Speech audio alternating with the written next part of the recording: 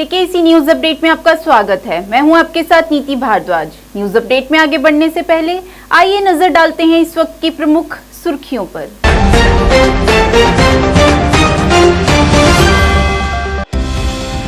उपराज्यपाल ने श्रीनगर के रॉयल स्प्रिंग्स गोल्फ कोर्स में इंटर यूनिट गोल्फ टूर्नामेंट का किया उद्घाटन। जम्मू कश्मीर में गोल्फ खिलाड़ियों का किया स्वागत।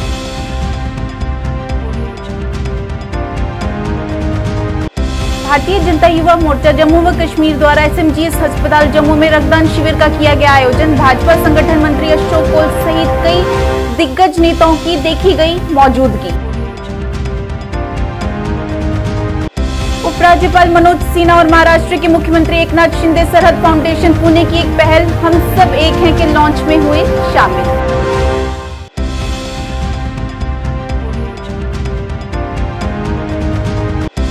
आशा वर्कर्स द्वारा अपनी सैलरी को लेकर प्रमंडल मोड़ पर किया गया विरोध प्रदर्शन। मांगे पूरी करने की अपील।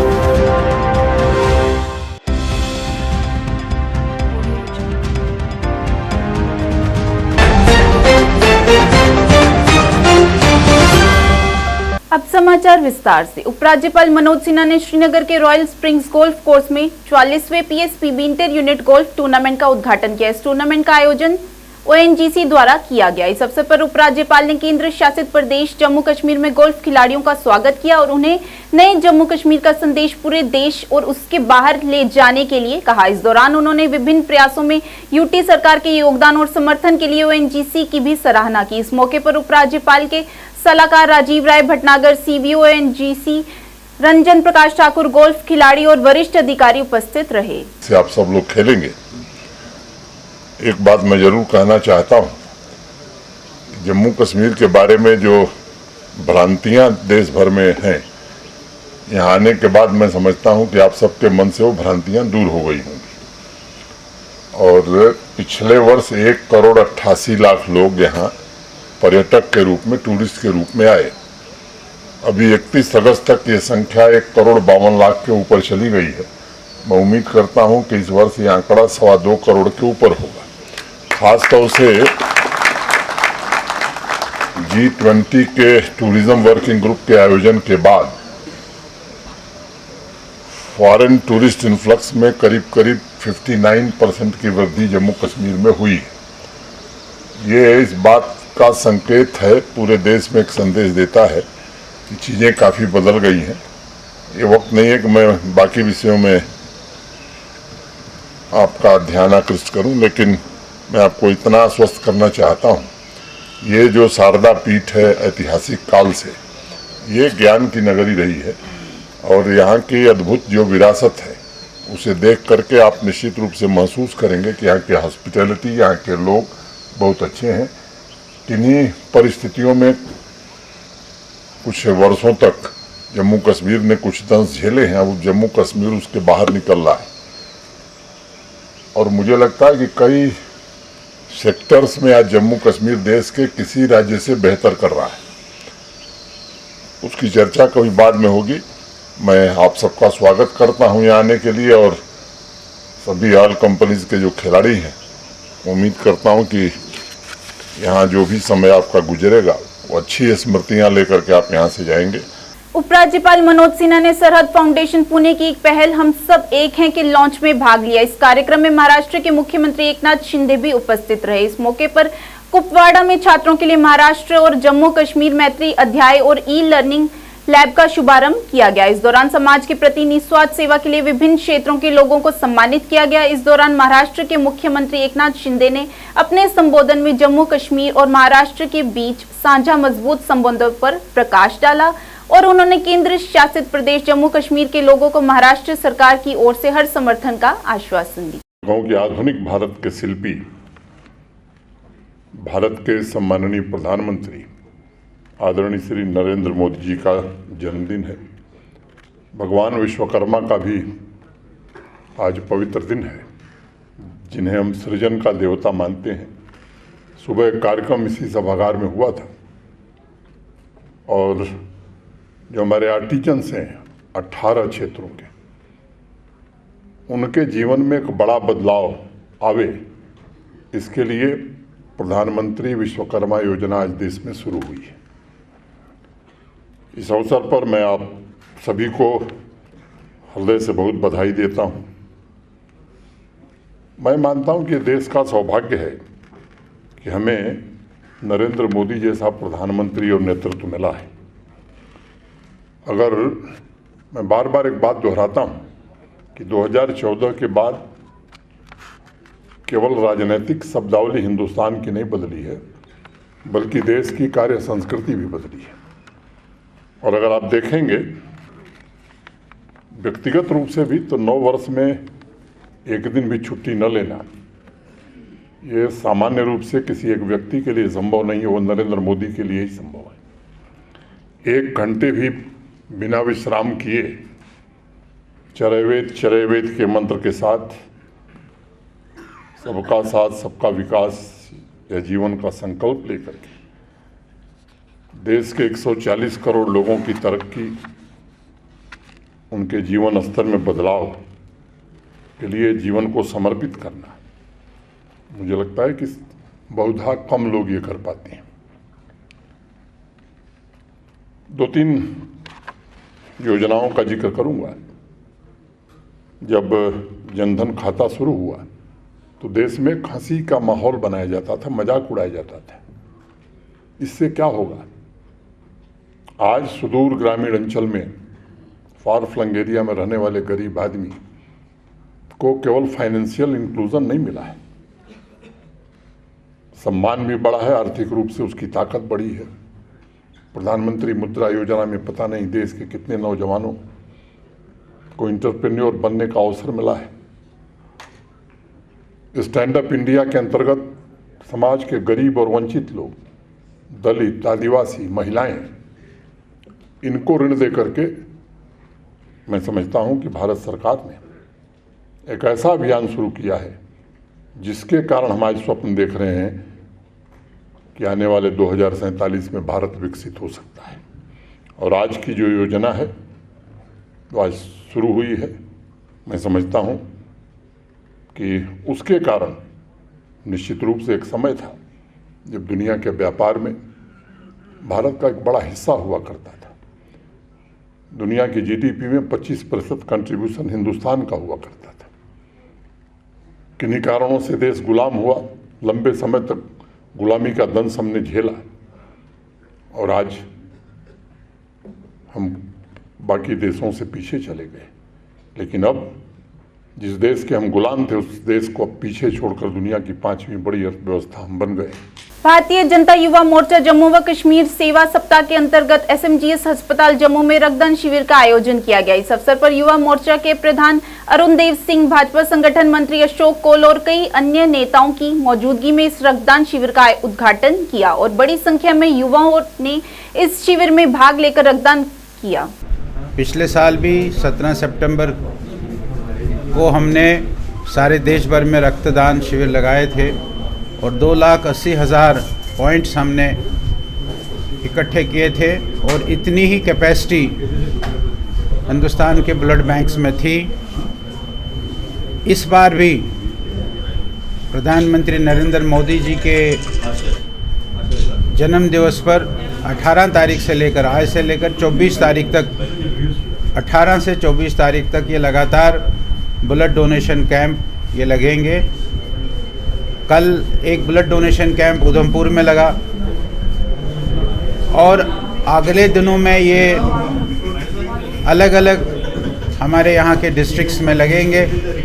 जहाँ जहाँ ब्लड बैंक है, ऐसे जो हमारी जानकारी है कि 13 ब्लड बैंक्स जम्मू में हैं, उन सभी ब्लड बैंक्स में हम जाकर मोदी जी के जन्मदिन के अवसर पर हम 18 से लेकर 24 तारीख तक रक्तदान शिविर करेंगे। और हमने एक टारगेट लिया है कि हम जम्मू कश्मीर में 3000 यूनिट्स जो है वो रक्तदान करेंगे। इसके लिए हम तैयारी कर रहे हैं। रक्तदान ये एक महादान है, उस रक्तदान को हम करने जा रहे हैं। हम सबको ये प्रेरणा दे रहे हैं कि वो अपना रक्त, अपना ब्लड ये डोनेट करें। ब्लड डोनेट करने से दूसरी की जान बच जाती है। इस प्रकार इस रक्तदान शिविर को हम कर रहे हैं। युवा मोर्चा को ये जिम्मेवारी जम्मू कश्मीर में दी गई है। युवा मोर्चा इस सांबा जिला प्रमंडल ब्लॉक की आशा वर्कर्स द्वारा अपनी सैलरी को लेकर प्रमंडल मोड़ रोड पर विरोध प्रदर्शन किया गया। इस मौके पर आशा वर्कर्स ने जमकर नारेबाजी की और अपना रोष प्रकट किया। उन्होंने कहा कि उन्हें उनका पूरा मेहनताना अर्थात वेतन दिया जाए जिसके वे हकदार हैं और इस मौके पर आशा वर्कर्स ने अपील करते हुए उनकी मांगों को जल्द से जल्द पूरा करने की गुहार लगाई। हमें देते हैं, हम काम करेंगे तो हमें मिलेगा, नहीं काम करेंगे तो वो हमारा कार्ड लेते हैं। हमें टुकड़ों में हमें पैसे नहीं चाहिए, हमारी सैलरी होनी चाहिए, मंथली सैलरी होनी चाहिए। जैसे हमारा मिनिमम वेज बनता है 26,000 ना दे सके हमें स्टेट लेवल का 10,000 दे दे, बस हमें इतना ही चाहिए। हम बहुत काम करते हैं, जब हम लगे थे तब हमारे 5 काम थे, अब हम 60 काम करते हैं। अब हमें हमारी सैलरी चाहिए। करो, क्या मांग है आपकी? सर हमारी ये मांग है कि हम 2004-5 से काम कर रहे हैं। जब हमें लगाया गया था तब बोला गया था सिर्फ जच्चा बच्चा की देख रेख करनी, तब हमें 5 काम दिए थे। अब हमें उन्होंने 60 काम दे दिए हैं और सब स्टेटों में कहीं में 9,000, कहीं 10,000, कहीं 11,000, कहीं 6,000, लेकिन हमसे 2,000 में काम करा रहे हैं। वो भी 2,000 हम रिपोर्ट ना दें तो हमें 2,000 पूरा नहीं मिलता है। तो हम चाहते हैं जो भी हम काम करते हैं, NCD का काम किया, कोरोना में काम किया, हमें पैसे नहीं मिले हैं। हम चाहते हैं हमें इंसेंटिव नहीं चाहिए, हमें 10,000 हमारी पे जाए, मिनिमम 26,000। अगर 26,000 गवर्नमेंट जब तक नहीं लगाती हमारी स्टेट हमें 10,000 रुपया। All Jammu Kashmir transporter welfare association ने आज डीसी से मुलाकात की और उन्हें आ रही काला रिक्शा और ई रिक्शा के संबंधित परेशानियों को उनके समक्ष रखा। इस मौके पर एसोसिएशन के कई गणमान्य सदस्य मौजूद रहे। इस दौरान उन्होंने डीसी से ई रिक्शा चालकों को उन्हें दिए गए रूटों पर चलाने की अपील की। साडा एक्चुअली ई रिक्शा और ब्लैक आटो का जिहड़ा तुसीं वेख रहे हो बड़े दिनों का एक विवाद चल रहा सी।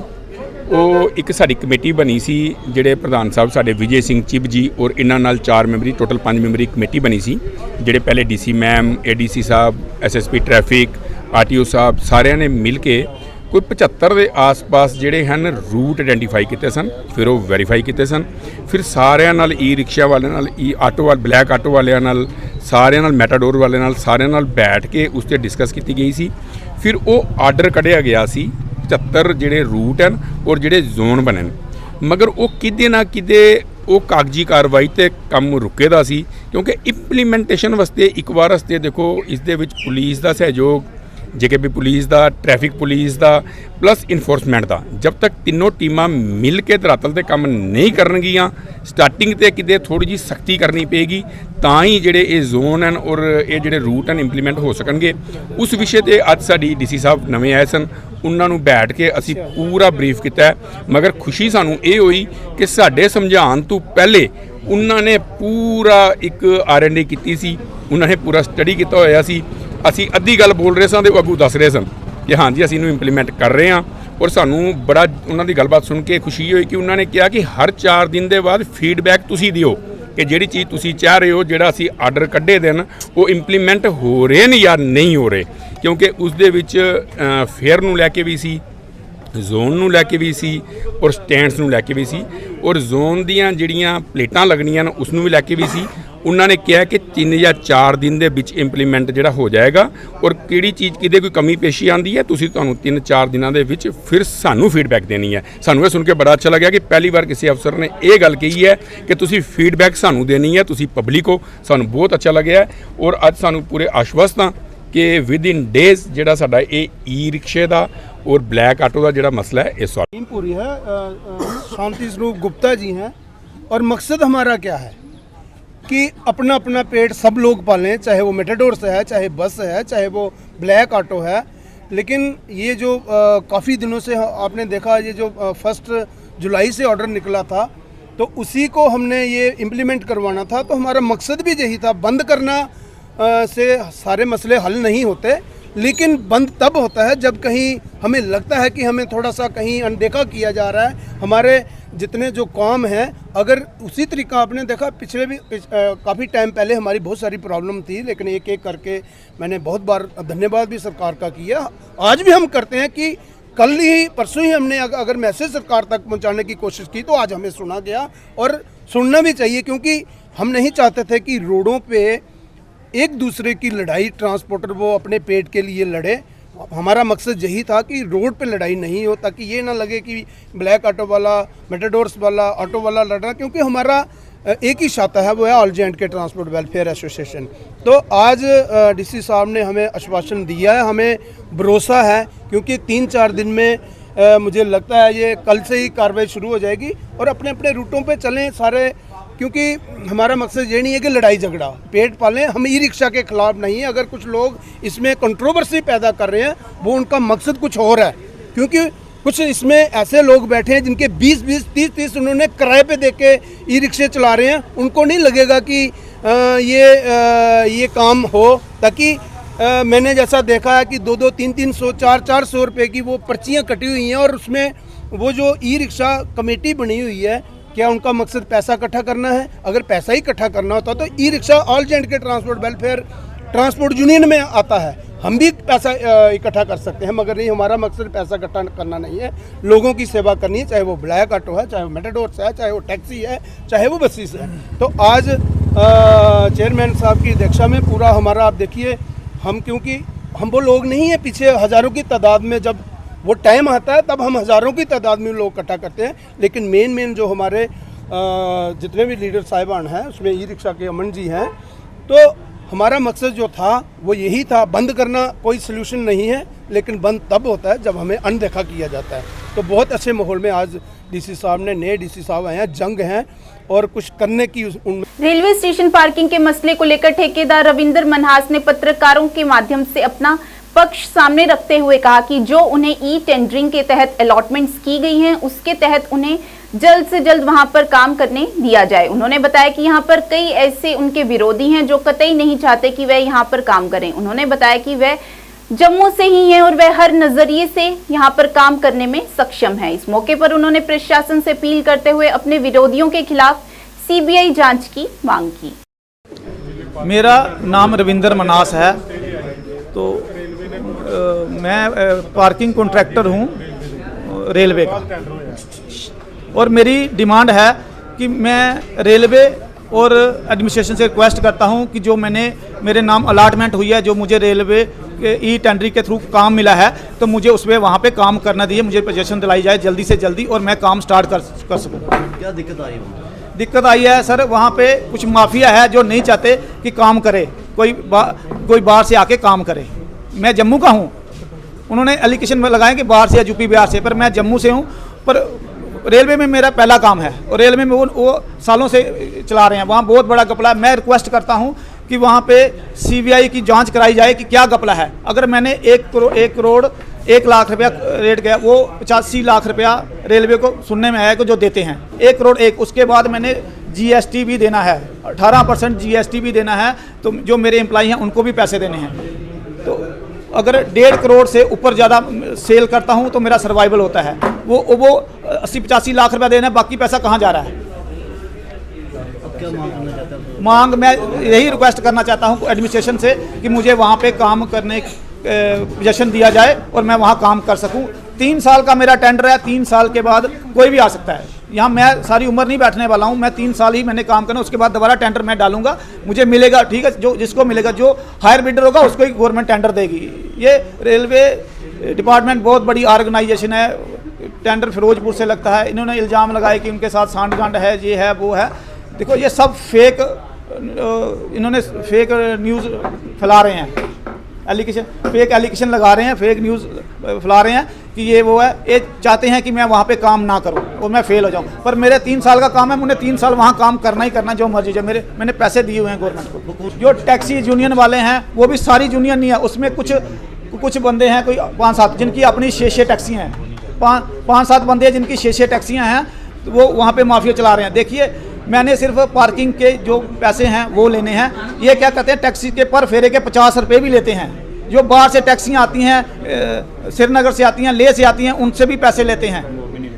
तो हमने सिर्फ पार्किंग के पर महीने के जो पैसे हैं वो लेने हैं। भद्रवाह के खालू गांव में दंगल का आयोजन किया गया, जिसमें देश भर से कई पहलवानों ने हिस्सा लिया, जिसे देखने के लिए हजारों की संख्या में लोग भी एकत्र हुए और दंगल को देखा गया। दंगल का आयोजन दंगल कमेटी खालू द्वारा किया गया। इस अवसर पर बोलते हुए आयोजकों ने कहा कि ये दंगल का 26वां संस्करण है उन्होंने बताया कि इसका आयोजन 1998 से किया जा रहा है और यह सांप्रदायिक सद्भाव और भाईचारे का एक उदाहरण है।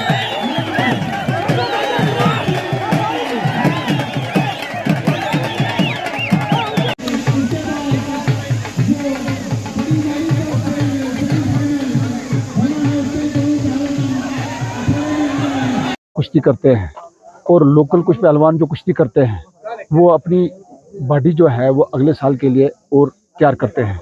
एक तो ये नशे से दूर करने के लिए हम ये कर रहे हैं, करवा रहे हैं 25 साल से, और दूसरा यहाँ अमन भाईचारा रहे, खासकर हिंदू मुस्लिम जो अमन भाईचारा जो 25 साल से यहाँ दंगल लगा रहे हैं। और उसके अलावा हम यहाँ एक मतलब हर साल खीर बनाते हैं, खैरात देते हैं, वो हर साल इसके लिए देते हैं हम बारिश के लिए, वो भी कंटिन्यूसली 20-25 साल से चल रहा है।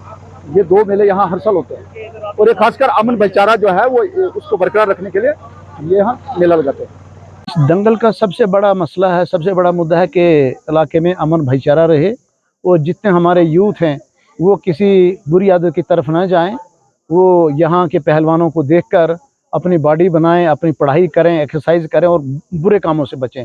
सबसे बड़ा मकसद हमारा यही है। ब्लॉक सतवारी के बोर कैंप बलोल नाला पुल की समस्या से स्थानीय लोगों ने विरोध प्रदर्शन किया। हमारे संवाददाता से बात करते हुए वहां के लोगों ने अपनी परेशानी का इजहार किया और बताया कि यहां पर पुल लगभग पूरी तरह से क्षतिग्रस्त हो गया है। उन्होंने बताया कि ये पुल 10-12 साल पहले बनाया गया था जो अब पूरी तरह से जर्जर हो चुका है और कहा कि कभी भी कोई बड़ा हादसा हो सकता है। इस मौके पर स्थानीय लोगों ने प्रशासन से अपील करते हुए इस पुल का जल्द से जल्द निर्माण करने की गुहार ली।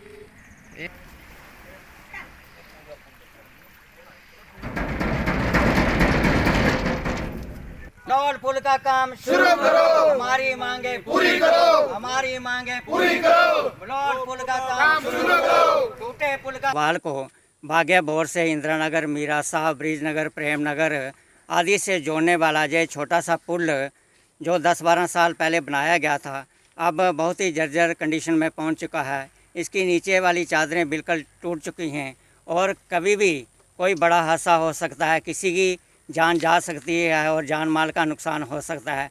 प्रशासन से हम प्रार्थना करते हैं कि बागेबोर होने के नज़दीक होने के साथ साथ ये पर्यटकों का भी आना जाना इससे होता है और सरकार से प्रार्थना करते हैं कि जल्दी ही इसका निर्माण किया जाए।